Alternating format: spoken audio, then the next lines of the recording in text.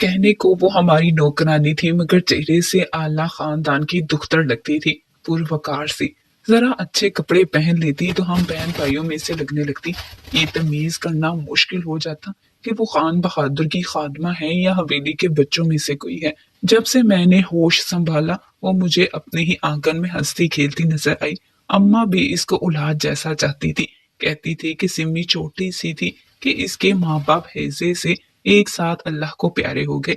सिमी के वालिदैन चूंकि हमारे पुराने मुलाजिम थे, लिहाजा बकौल अम्मा उन्होंने तरस खाकर इस बच्ची को घर में रख लिया था। बाबा तो रखवाल थे ही, और भी कई इनके दर पर पल रहे थे, सो एक यतीम बच्ची और सही, ये कोई चौंका देने वाली बात ना थी। सिमी के अलावा और भी कई मुलाजमाएं हमारी हवेली में रहती थी। किसी के जिम्मे झाड़ू तो किसी का काम कपड़े धो धुला कर इस्त्री करके रखना, कोई गंदुम साफ करने और धान फटकने के वास्ते तो कोई अम्मा और दादी के पैर दबाने को। जिम्मेदार तो अपने इलाके का बादशाह होता है और मजारे इसकी राया। बचपन दौड़ता भागता नजरों से ओझल हो गया। मैं और सिम्मी छुपन छुपाई खेलते बड़े हो गए।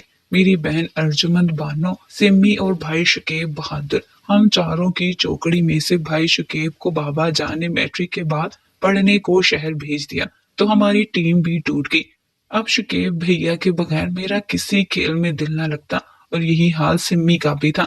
मैं तो रंग और ब्रश से तस्वीरें बनाकर दिल बहला लेती और वो घर के काम काज में मसरूफ हो जाती। शुकेब तो लाहौर की रौनकों में गुम हो गए। रुपए पैसे की कमी ना थी, पढ़ाई तो मुश्किल था। सैरो तफरी करते, रुपए उड़ाते, कम हो जाते तो और मंगवा लेते।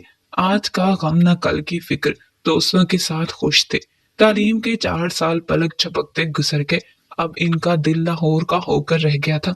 भला इस छोटे से गांव में क्या रखा था, मगर पापा की बड़ी जिम्मेदारी थी, सो भैया को वापस तो आना ही था, क्योंकि जिम्मेदारी इन्हीं को संभालनी थी। जिस रोज भैया लाहौर से लौटे, सिम्मी भी मेरी तरह खुश खुश फिर रही थी। वो आज घर के काम काज में खसूसी दिलचस्पी ले रही थी। अम्मा जान के साथ शुकेब की पसंद के खाने बनवाने में मदद कर रही थी। इस वक्त मैं बरामदे में सिम्मी से बात कर रही थी, जब भैया अचानक घर के अंदर आए। इनको देखकर सिम्मी शर्माई और फिर पीठ मोड़कर अम्मा के पास किचन में चली गई। आज भी मुझको वो इसका धीरे धीरे चलना और काजल से पाकीज़ा धुली धुली आंखों से पलके झपकना याद है। इसकी भैया को देखने की फरिश्तों जैसी मासूम अदा मेरे दिल में छप कर रह गई थी। भैया ने आते ही मेरे सर पर प्यार किया और अम्मा का पूछा। मैंने बावर्ची खाने की तरफ इशारा किया। वो सीधा उधर गया और माँ के गले लग गया। अचानक इसकी नजर उठी। सिम्मी करीब खड़ी मुस्कुरा रही थी, तभी भैया ने इसकी खैरियत पूछी। वो शर्मा गई। बचपन में साथ खेलने वाली आज शर्माई तो इसको अजनबी सी लगी। इसके साथ ही एक नया रूप इसके चेहरे पर था। शुकेब को तो वो एक गैर अहम शय की मानिंद याद न रही थी, लेकिन सिम्मी के चेहरे की धमक बता रही थी इसको शुकेब का बहुत इंतजार था। शहर में शुकेब ने कितने ही हसीन चेहरे देखे थे, लेकिन किसी चेहरे ने भी मेरे भाई के दिल को नहीं लुभाया था। लेकिन आज इनको एहसास हुआ कि गांव में रहने वाली लड़कियां सादगी के बावजूद हुस्न की तस्वीर होती हैं। मैंने महसूस कर लिया कि सिमी की कशिश रफ्ता रफ्ता मेरे भाई को महसूर करने लगी है। वो अब माशाल्लाह 21 या 22 बरस का हो चुका था। एक ही घर में रहते हुए कई ऐसे मौका आए जब इनको तन्हाई मुयस्सर आई, लेकिन मेरे भाई के दिल में इस लड़की का एक खास मुकाम और एहतराम था। मैंने इसे सिमी से कभी गलत अंदाज से मुखातिब होते हुए नहीं देखा था, मगर अब वो पहले वाला अंदाज भी ना रहा था। इनके रवैये से इनका लगाव जाहिर होता था। बचपन के इस साथी की तरफ दिल के जाने कौन से रिश्ते इस्तवार हो गए थे कि शुकेब इसको दुख पहुंचाने या बर्बाद करने का तस्वुर भी नहीं कर सकता था। वो इसको जायज तरीके से अपनाना चाहता था। शुकेब भूल गया कि वो हमारे नौकरों की बेटी है। वो सिम्मी को अपनाने का सोचने लगा और इसने अपनी इस सोच को सबसे पहले मुझ पर आश्कार किया। कहने लगा, दुर्रे शहबाल, प्लीज तुम मेरी मदद करो। देखो, वो मेरी ही नहीं तुम्हारी भी तो बचपन की साथी है ना। शुकेब के जज्बात को मैं समझती थी, मगर जानती थी वो गलत डगर पर सोचने लगा है। ऐसा मुमकिन नहीं था। हमारे टुकड़ों पर पलने वाली नौकरानी की बेटी को भला मेरे वालिद क्यों कर बहू का दर्जा देते। इकलौता होने के नाते वालिदैन जल्द ही बेटे का सेहरा देखना चाहते थे। लेकिन वो जहाँ रिश्ता लगाते भैया इनकार कर देते। अपनों को छोड़कर मेरे वालिदैन ने बिलाखिर गैरों में खूबसूरत लड़कियों के नाम लेने शुरू कर दी। पहले तो हम में से किसी की समझ में न आता था कि मेरा भाई अच्छे अच्छे घराने की भी खूबसूरत लड़कियों को क्यों ठुकरा देता है, मगर गौर करने पर जान लिया कि इसकी वजह सिमी है। वो इसी से शादी करना चाहता है। भाई से पूछा तो इसने दिल की बात मुझ पर आश्कार कर दी। ये बात मैंने अव्वल किसी को ना बताई। एक रोज मौका मिलते ही सिम्मी को पकड़ लिया। वो घबरा गई। मैंने कहा घबराओ नहीं, मगर मुझे सच बताओ, क्या भाई ने तुमसे शादी के लिए कहा है या तुमने इससे कोई बात की है? अगर तुम दोनों के दरमियान इस मसले पर बातें हो चुकी हैं तो मुझको जरूर आगाह करो। बिल्कुल भी मुझसे कुछ ना छुपाना, ताकि मैं तुम्हारी जुबान बनूं, तुम्हारी मदद कर सकूं। बाबा जान मेरी बात नहीं टालते। मैं बस यही कहूंगी कि मैं सिमी को पसंद करती हूँ और इसी को भाभी बनाना चाहती हूँ। अम्मी को भी हम मना लेंगे। वो कहने लगी, शाहवार आपी, खुदा के लिए ऐसी बात किसी से ना कहिएगा, वरना खान बहादुर साहब मुझको जिंदा ना छोड़ेंगे। वो समझेंगे कि मैंने ही शुकेब को भड़काया है, हालांकि मैंने इनसे कभी ऐसा कुछ भी नहीं कहा। ऐसा कहते हुए वो कांप रही थी। इसको इस कदर खौफजदा देखकर मैं तड़प गई। वो रोने लगी तो मैंने हौसला दिया। सिम्मी देखो, कभी वालिद साहब ने तुमको डांटा है? क्या कभी उन्होंने तुम्हारे साथ कोई सख्ती की है? नहीं ना? तो फिर तुम क्यों इतना डर रही हो, जबकि तुम्हारा कोई कसूर भी नहीं है। ठीक है, तुम राजी नहीं हो तो मैं किसी से कुछ नहीं कहती। आप शुकेब को भी समझाए, न जाने वो क्यों ऐसा सोचने लगे हैं, जो कि मुमकिन नहीं है। मैं तो इनको भाई कहती हूँ। अच्छा, मैं शकीब भैया को समझा दूंगी। इस वक्त वो बहुत कर्म में थी और मैं इसको तकलीफ पहुंचा रही थी, जबकि मैं इसे तकलीफ में नहीं देख सकती थी। आखिर मैं भी तो इससे मोहब्बत करती थी। इसका डरना भी बजा था। बाबा जान का रूप भी इतना था कि सभी इनसे कामते थे। जब भी वो घर में होते ऐसा सन्नाटा तारी हो जाता कि बस मेरी माँ तक की मैं जान ना थी कि इनके सामने ऊंची आवाज में बोलती। अगर कोई इनसे लाड कर सकता था तो वो मैं थी, और मैं भी एक हद तक की अपनी बात पर इसरार जारी रख सकती थी। शुकेब भाई तो इनकी उम्मीदों का मरकज थे, बेटे से बहुत मोहब्बत करते थे। ताहम वो बाज मामलात में इस असूल के कायल थे कि औलाद को खिलाओ सोने का निवाला, पर देखो शेर की निगाह से। एक रोज उन्होंने शुकेब को बुलाया और बोले, बेटे, मुझको अपने दिल की बात बता दो। अगर तुम्हें शहर में कोई लड़की पसंद आ गई है तो कोई खर्च नहीं है, इसके वालिदैन से मिलवाओ। लोग ठीक ठाक हुए तो मैं तुम्हारी पसंद से तुम्हारी शादी कर दूंगा। मुझको पसंद की शादी पर कोई एतराज नहीं, मगर लड़की को नेक किरदार और नेक इतमार का होना चाहिए। जिन हाथों में इसकी परवरिश हुई हो वो भी खानदानी लोग होने चाहिए। बाबा, शहर में तो कोई ऐसी लड़की नहीं, गांव में है जो मुझे बहुत पसंद है और मैं इससे शादी करना चाहता हूँ। लड़के में किरदार और नेक इतबार हैं, और जिन्होंने परवरिश की है वो भी खानदानी लोग ही हैं। कौन है वो लड़की? आप इसको जानते हैं बाबा, आपकी देखी बाली है। आपने और अम्मा जान ने इसकी परवरिश की है। मैं समझा नहीं, क्या कहना चाहते हो तुम? खुलकर कहो। बाबा जान, घर में एक यतीम लड़की को आपने और अम्मी जान ने औलाद की तरह पाला है ना। इसे यतीमी का एहसास नहीं होने दिया कभी। मगर इसके मुस्तकबिल का क्या सोचा है आपने? इस बारे में सोचना तुम्हारा काम नहीं है, ये हमने सोचना है और हम सोचेंगे। तुम अपनी बात करो। मैं अपनी ही तो बात कर रहा हूँ बाबा जान। क्या ये नहीं हो सकता कि जिस लड़की को अपने बच्चों के साथ आपने पाला है, इसको अपनी बेटी के जैसा समझा है, तो इसी को अपनी बहू बना ले? ये कभी नहीं हो सकता। ऐसा ख्याल भी कैसे आया तुम्हारे दिमाग में? टाट को जिस कदर भी संभाल कर रखो वो टाट ही रहता है, महमल नहीं हो सकता। और तुम महमल में टाट का पाबंद लगाना चाहते हो। लेकिन बाबा जान, बस, इससे आगे मैं नहीं सुन सकता। क्या तुम ये चाहते हो कि सारा गांव मुझ पर हंसे या उंगली उठाए कि जिस लड़की को पनाह दी लावारिस जानकर परवरिश के साथ खान बहादुर के बेटे ने मरासम बना लिए, तो इनको इस मुलाजमा की बेटी को फिर बहू बनाना पड़ गया। हमारे रहम और नेकी को भी लोग गलत रंग देंगे और बेपरखी उड़ाएंगे। तुम्हारी शादी खानदानी लोगों में ही होगी। नौकरों की औलाद को हम बहू बनाकर सर पर नहीं बिठा सकते, समझे? अब चले जाओ मेरे सामने से। आइंदा इस किस्म का सवाल लेकर मेरे सामने हरगिज मत आना। खान बहादुर का गुस्सा बढ़ते देखकर शुएब मजीद इनके सामने न ठहरा, और वो ठहर भी न सका। बाबा जान के कमरे से मेरे पास आ गया, नाराज और परेशान। सुनोगी तुम? क्या कहा है बाबा जान ने? सुन चुकी हूँ। मैंने तुमको इनके कमरे में जाते देखा तो बरामदे में कान लगाए खड़ी हो गई थी। अब बताओ कैसे सीधी उंगली से घी निकलेगा? सब्र रखो शुकेब भाई, तुम मुझसे 2 साल बड़े जरूर हो, मगर अकल में मेरे बराबर ही हो। जल्दबाजी मत करो, सब्र से काम लो, वरना बात और बिगड़ जाएगी। बात क्या बिगड़ जाएगी?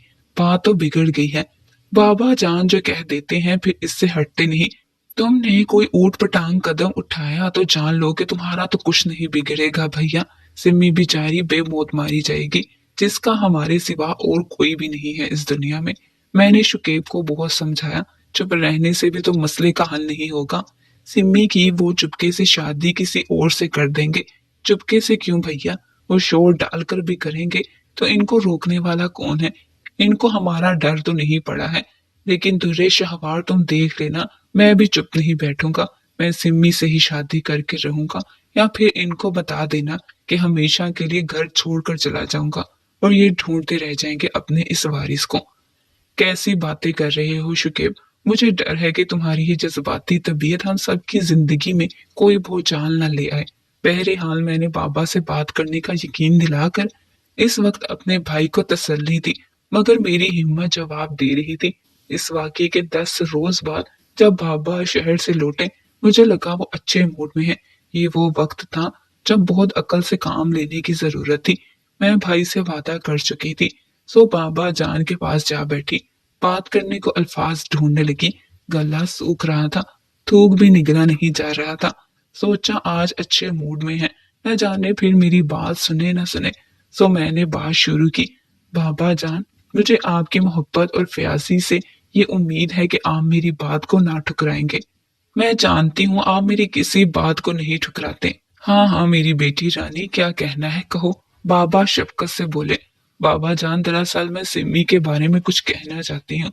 पता है आप मालिक हैं और वो गरीब की बेटी है, मगर है तो इसी खुदा की बनाई हुई ना, जिसने हमको दौलतमंद बनाया है। अभी मैं इब्तदाइया अल्फाज को जहन में तरतीब दे ही रही थी कि बाबा की तेवरी पर बल पड़ गए।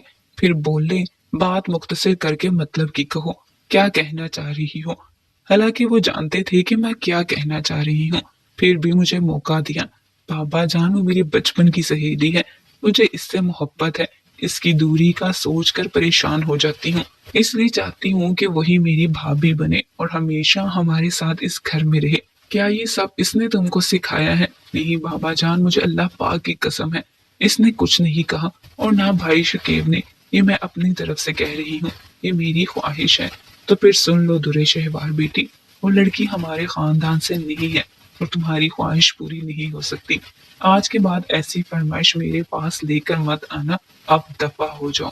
मुझे लगा किसी ने मुझे बुलंद अमारत से धक्का दे दिया है। जिंदगी में पहली बार अपने बाप का इतना सर्द और करहत लहजा सुना था। मेरी तो आंखों में आंसू आ गए और मुझको सांप सूंघ गया। जरा सी देर खुद को संभालने की खातिर चुप रही। बुद्ध की तरह जैसे उठने की हिम्मत ही ना हो। तब वो खुद ही उठकर चले गए और मैं बैठी रह गई। भाई मेरा मुंतजिर था। मैंने कहा, शुकेब बाबा तो चले गए, मगर हमारी उम्मीदों का चमन राख कर गए हैं। अब तुमको मजीद क्या कहूँ? मुझे पता था यही होगा, मुझे बताने की जरूरत नहीं। लेकिन अब मेरे लिए भी जिंदगी में कोई दिलकशी बाकी नहीं रही। बाबा जान संग दिल है, इतने कि वो मुझको मौत से हमकनार होता तो देख सकते हैं, मगर अपने कहे से मुड़ नहीं सकते। मगर मैं भी इन्हीं का बेटा हूँ। मैंने भी जो कह दिया है इससे नहीं फिरूंगा। माँ समझा समझा कर थक गई, मगर शुकेब क्यों कर मानता कि इसका दिल ही ना मानता था। इधर बाबा जान ने किसी और से सिमी की शादी की तैयारियां शुरू कर दी। साथ वाले गांव के जिम्मेदार का कोई रिश्तेदार था, जो औसत दर्जे के खाते पीते लोग थे। वालिद ने सोचा कि इस शख्स को बाद में कोई कारोबार करा देंगे। उधर मेरा हट धर्म भाई अपने दिल के हाथों मजबूर था। जो ही इसको पता चला बाबा जान सिमी को बराबर वाले गांव ब्याने की तैयारियां कर रहे हैं, इसने तूफान खड़ा कर दिया। माँ से कुराने पाक पर कसम खाई कि जिस रोज सिमी किसी और की डोली में बिठाएगी, वो इस रोज कुएं में छलांग लगा देगा। यूं बाबा हार गए। उन्होंने किसी और शख्स के हवाले सिमी को ना किया, मगर डोली में बिठाने की बजाय एक करीबी रिश्तेदार के घर भिजवा दिया। और जब वो वापस आई, जिंदा नहीं, कफन में लिपटी हुई थी। इसको हमारे आबाई कब्रिस्तान में दफन कर दिया गया और यूं इस बेकसूर और फरिश्तों जैसी मासूम लड़की ने मन्नो मट्टी तले जाकर हमारे घराने को एक बड़े इंतशार से बचा लिया। जाहिर है कि इसकी जबरदस्ती की शादी तो शुकेब को कबूल ना थी, मगर मौत को तो कबूल करना ही था, क्योंकि दुनिया में सब रुकावटों का चारा किया जा सकता है, मगर मौत का नहीं, कि ये इंसान के बस की बात नहीं है। अरसा तक सब यही समझते रहे कि वो अपनी मौत मरी है। इसको मलेरिया हुआ और बुखार बिगड़ गया। वो कज़ाए इलाही से जाँ बहक हो गई। मगर इसकी वफात के 8 साल बाद एक पुरानी मुलाजमा ने मुझे कसम देकर बताया था कि जिस घर में वो इन दिनों थी, वहां इसने हम लोगों को घरेलू झगड़े से बचाने की खातिर काला पत्थर पीकर जान कुर्बान की थी। वो अपनी परवरिश के लिए बाबा जान के एहसान मंद थी, सो इनको मजीद परेशान होता ना देख सकती थी। इसने शक्की बाई की खुदकुशी की धमकी से डर कर इनकी जान बचाने की खातिर ऐसा किया था। इस मुलाजमा से ही इसने काला पत्थर मंगवाया था। बस वही इसकी राजदाम भी थी। शक्की भाई ने कुछ अरसा दुखी रहने के बाद हकीकत से समझौता कर लिया और वालिदैन की रजामंदी से घर बसा लिया। मगर मैं सिम्मी के दुख को नहीं भुला सकी।